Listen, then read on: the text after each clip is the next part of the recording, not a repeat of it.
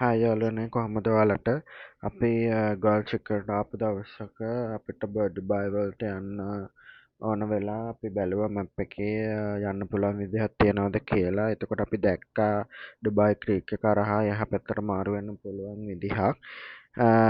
ඒක ඇත්තටම හැන්ඩල් කරන්නේ ඩුබායි RTA එකෙන්ම තමයි. ඒ කියන්නේ රෝඩ් ට්‍රාන්ස්පෝර්ට් ඔතොරිටි එකෙන්. ඒගොල්ලෝ බෝට් දාලා තියෙනවා. එතන ගොඩක් ටුවරිස්ට්ලා ඉන්නවා. ඒ ටුවරිස්ට්ලට මං හිතන්නේ බෝට් රයිඩ් එකක් යන්න ඕන වුණාම ටිකට් කවුන්ටර් එකෙන් ටිකට් එකක් ගන්න අවශ්‍ය වෙනවා. ඒක මං හිතන්නේ 20 දිරාම්.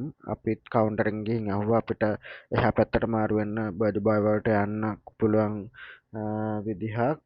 ඒ බෝට් එකට කියන්නේ ඇත්තටම අබ්‍රා බෝට් කියලා. එතකොට ඒගොල්ලෝ කිව්වා වන්දරාම් පේ කරලා අපිට එහා පැත්තට මාරු වෙන්න පුළුවන් කියලා. ඉතින් මමත් ඒ විදිහට එහා පැත්තට යන්න බෝට් එකට මේ විදිහට තමයි අපි බෝට් එකට නැග්ගේ. එතන බෝට් එක රයිඩ් කරන එක්කෙනා අපෙන් නැග්ගට පස්සේ පිටත් වුණාට පස්සේ අපෙන් ඒ ගාන කලෙක්ට් කරගන්නවා.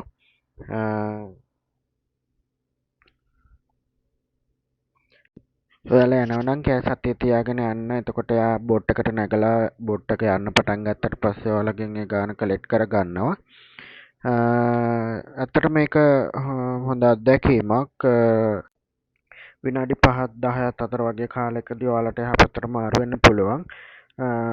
ගෝල් චෙක් එකේ ඉඳලා ඔයාලට එහෙම මාරු වෙලා ඔයාලට යන්න පුළුවන් මේ අල්ගුබේබා මෙට්‍රෝ ස්ටේෂන් එකට. එහා පැත්තට ගියාම පයින් යන දුර. ඇත්තටම ගොඩක් හොඳ අත්දැකීමක් මේක. ඔයගොල්ලෝ try කරලා බලන්න. ලස්සනට ඈතින් පේන සන්සෙට් එකත් ඔයාලට බලා ගන්න පුළුවන් හවසක වගේ ගියොත්.